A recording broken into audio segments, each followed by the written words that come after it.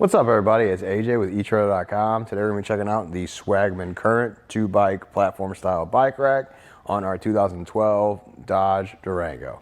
The bike's going to sit in the cradles right here and be held by the padded hook. So it's platform style because it sits on these cradles and it doesn't hang on like a hang style bike rack. These are usually better on the bikes. This one does make frame contact even though it's padded, so I wouldn't throw a carbon fiber bike on this one. You don't want to damage the frame at all. But on this e-bike, it's going to work great. This is what this is made for. One of the features of the Current is that it can tilt away. So you have the bright colored handle here you pull on. It's light green. You can tilt it away and access the back of the vehicle, which is nice if you have everything loaded up. Maybe you forgot to throw your helmet in the back or you want to grab it out of there. You can easily do that and not have to take everything all off. Tilting back up, you can see how well it holds the bike in place. There was no worry of it sliding back and forth. You have the wheel cradles down here with straps. You got front and rear, same thing. The strap ratchets through there. You pull it tight. It also has protection here for the inside of your wheel so it won't scratch or damage anything there.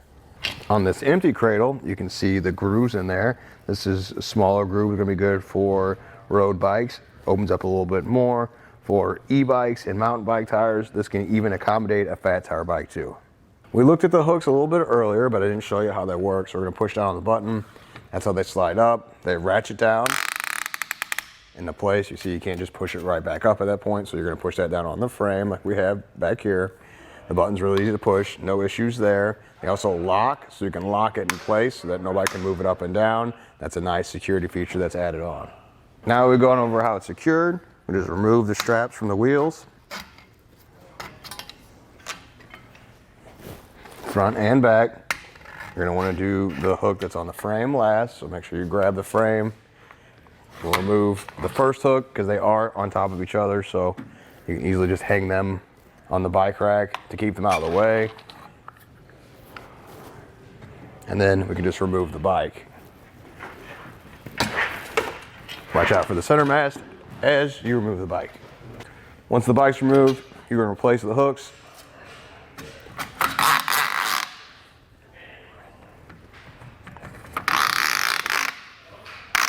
And put the straps back in place too. Something else nice, if you have two bikes with different wheelbases on here, you can slide the cradles back and forth to adjust so they will fit. Now let's get some measurements.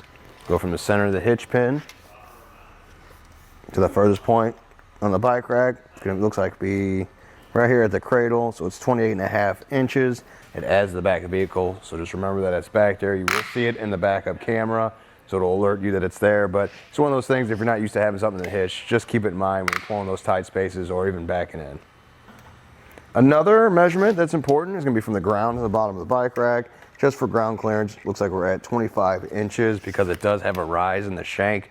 So this will be up and out of the way on your Durango. You don't have to worry about it going up steep driveways or hills.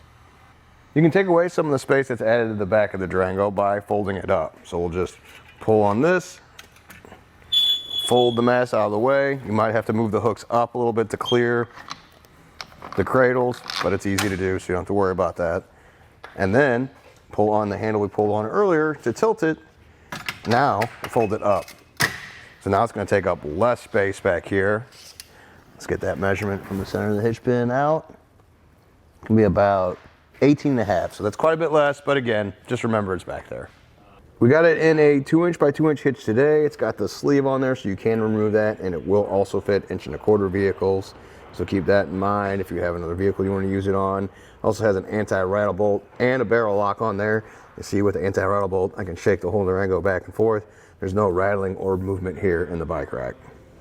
Overall, I do like the Swagman Current. It's going to be really good for a bunch of different style bikes. The center mast does kind of get in the way when you're going to load up the bike, but you'll get used to it, either taking the hooks off and maneuver around it. It'll only take you a couple times to get used to that. The fact that it carries so many different types of bikes, it means you don't have to get a new bike rack if you get a new style of bike.